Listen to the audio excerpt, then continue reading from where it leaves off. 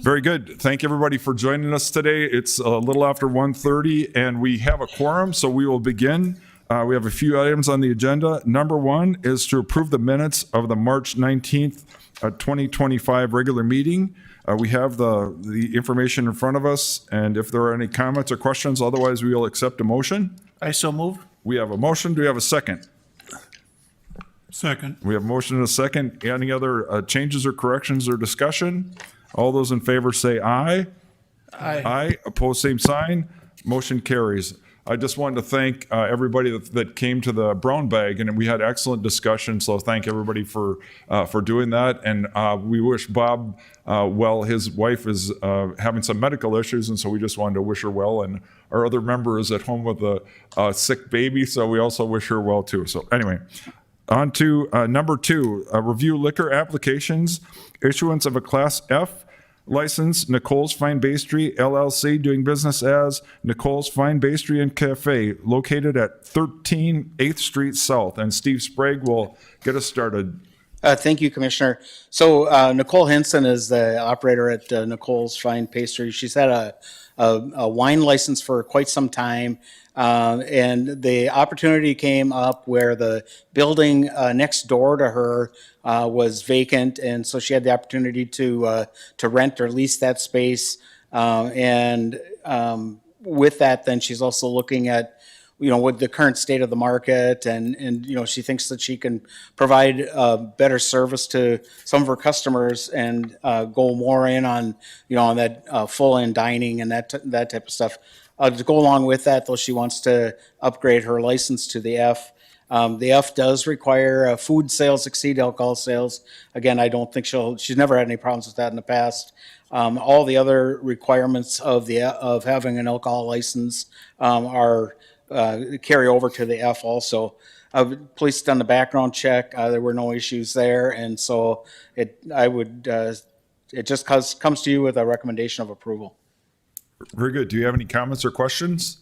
Obviously, it's a locally owned business and a great location and in downtown Fargo. So we love having them there. And I don't think we've had any issues. I think a long time ago, we had one where they got a fine, and it was for the amount of business that they did, it was fairly significant. And so that was the one thing. But other than that, obviously, I think they've had a good record. Yes, you're correct. I remember her making a comment that the fine exceeded her alcohol sales for that year. So that was pretty stiff. Very good. Any other comments or questions? Otherwise, we'll accept a motion. I'll make the motion to approve. We have a motion. Do you have a second? Second. Motion and a second. Any other discussion? All those in favor say aye. Aye. Opposed, same sign. Motion carries. Number three, the Police Department monthly report, general report with Chief Zabolski. Chief. Good afternoon. Pretty short list here today. The only item of interest, probably the 18-year-old that was in one of our downtown establishments. She'll be getting referred to the city attorney for being in there underage. Got a little over intoxicated and was taken to the hospital, but absent any other questions, that's all we got this month. Any questions? Otherwise, thank you very much, Chief. Have a good day. And we'll move on to number four, items 4A, request to add FA Golf to the Class E permit. Steve. So it's been, I think it was 2005 when we created the FA Golf license. A little bit of background with the FA Golf. It has to be on a USGA approved course, has to be at least 9 holes. We didn't want somebody with a putt and go to come out and get a full liquor license or something like that. During the non-golf season, their food sales, then it's just like in any other FA, their food sales need to exceed their alcohol sales. During the golf season, the food sales can drop to just 25% of the alcohol or of the total sales. They are allowed to have a cart or a permanent stand somewhere on the course. So anybody have any questions about how that license operates? And typical with licenses when we create them, we kind of start with a lot of parameters around them. This license does have a $60,000 initial fee, so it's a little bit less than a restaurant license than the FA, but still a substantial fee. It's not like they're getting a full alcohol license for $2,000 or $3,000. And some of the restrictions that we originally had with it, we restricted the ability to have gaming. And as you've seen with our FA restaurants, they have now, a lot of the FA restaurants have gaming in them. And so we've also allowed the FA Golf to have gaming. And one of the other restrictions was that the off-site permits, the Class E permits, and one of the things too, and I know Commissioner's been around for a long time, and has seen how often we end up switching the operator out of there. Ideally, the state wouldn't have a prohibition for a local government unit to own the license, and the park district could have the license, but unfortunately, the state has that restriction that a governing unit can't have a license. And so the park district is kind of, they're always, it seems like they're out there looking for someone to be that operator. And they have 3 different sites that have alcohol sales. It's the Osgood. What's the one up north, Dave? Edgewood? Edgewood, yes, thank you. And then Rose Creek. Those are the 3 that have alcohol sales. And so the operator at Rose Creek wrote me a letter and said, hey, we've had a lot of requests to do catering, both with their food and then they would like to take their alcohol with. And so personally, I don't see, sure, I guess if they weren't allowed to bring the alcohol, whoever was doing a wedding or something like that would find somebody else. But I don't see a lot of harm in going down that path. Steve, can I ask you a question? Yes, So sir. they could get an E-license for that, or would that be a different category? We have to change our ordinance to allow them to have an E permit. Yeah. And that's the request that's before you today. And I know at least one of the operators is here who may wish to make some comments. I don't know if they're both here. If anybody wants to come up and make a comment, I guess my concern is, Steve, to make sure that we hear. I don't know if I'm quite ready for us to act today because of the whole perspective of the existing license holders to hear because from my perspective, I just saw it today. It's proposed today. So was your plan for us to take action on this? And then if we did, hypothetically, would it go to the city commission? Yes, the action would be to direct or to request the city commission direct the city attorney to amend the ordinance. And then, of course, it's receive and file, first reading and second reading. So it would take, close to a month to get to the point that they'd be able to do those off-site permits. I guess so. Then that makes me more comfortable saying that, if we went ahead with this, then we would still have time to hear from people what their concerns are. Would that be correct? Yes, And then there's they would- plenty of time. There's almost 2 months time period if we just, go just at the minimum time. For anybody in the industry that has any objections could write letters and we could include them in the submittal to the city commission. So if this would be okay, even if we took action to approve this today, could we still have this on a future liquor control agenda? Just so we could have time for discussion, because I think that would be beneficial. So would you just want to see if there's any objection? Is that what you're thinking, or? Not necessarily. I just think it would be good to have an opportunity for people to comment on what their perspective is, especially the existing license holders, because there might be something that we don't see that concerns them, if that makes sense.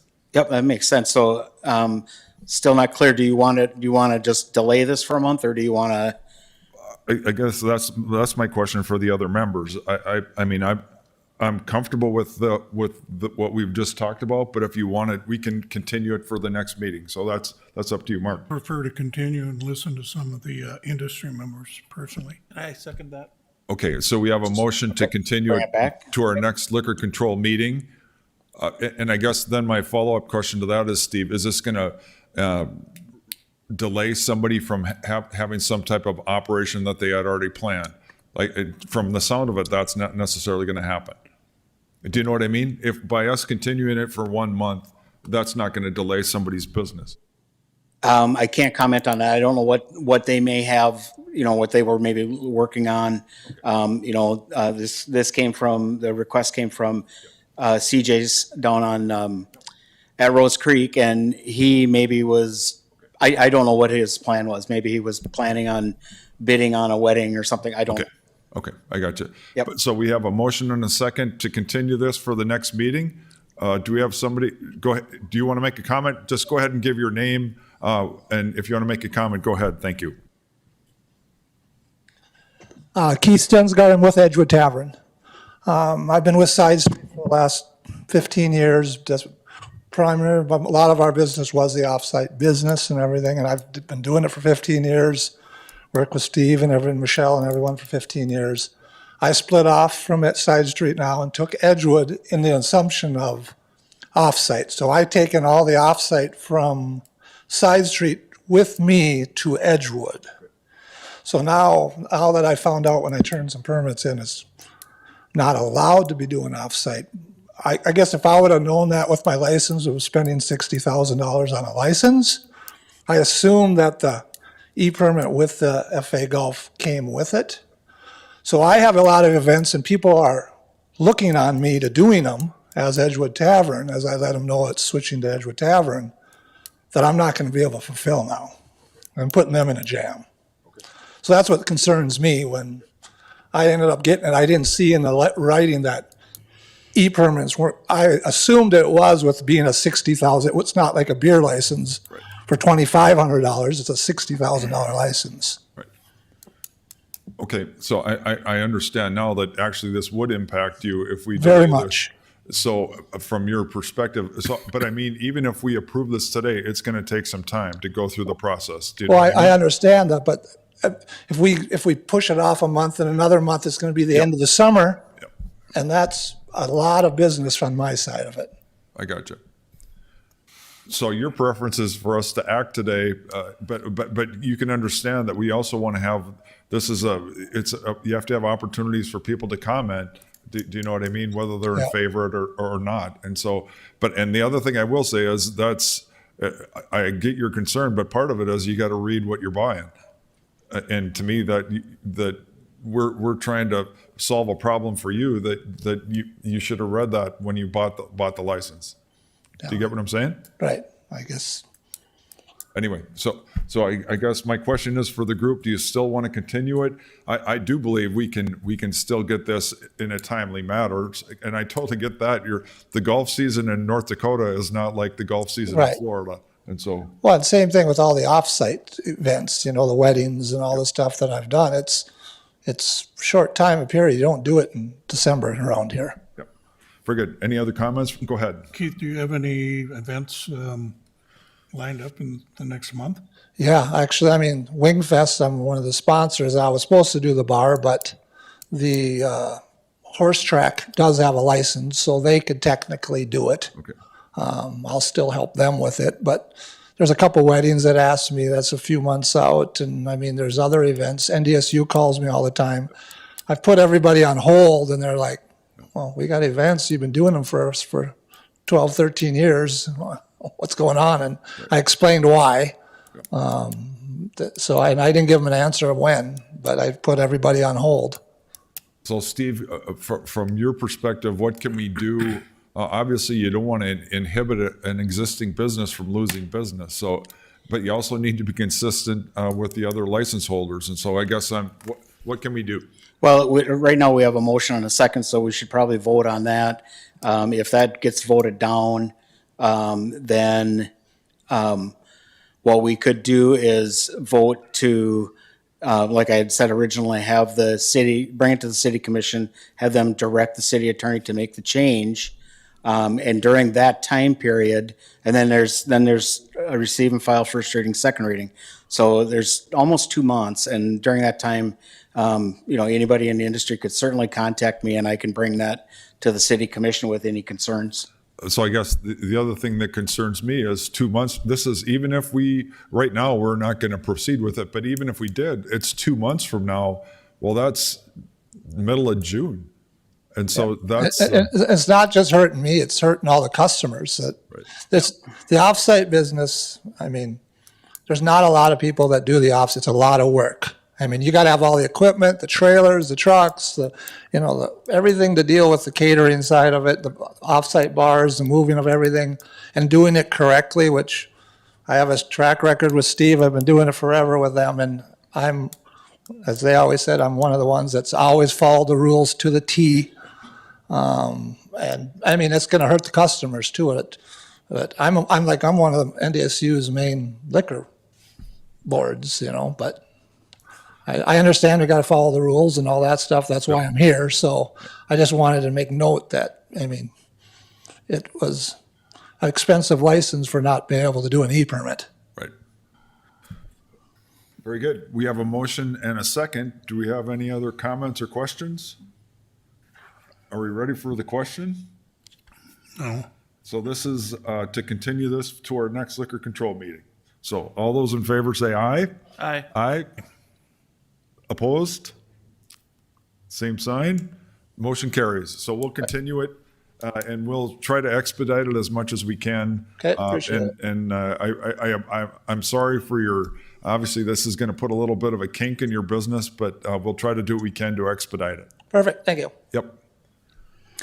And then one final thing, it was not on the agenda here, but on Monday night, on the 14th, the city commission, I think it was Commissioner Strand, made the motion to direct the city attorney to modify that section 251512, where they request an extension of the not selling alcohol, and they want to put in that defined 6-month period.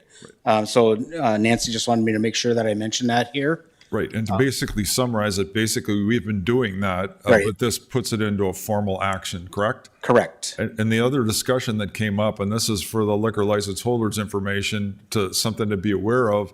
Right now, some of the liquor licenses are held personally, and the new ones are held by the city. And so there was discussion, what happens to convert those over at a certain point? And I do think we've had a brown bag, we just had one.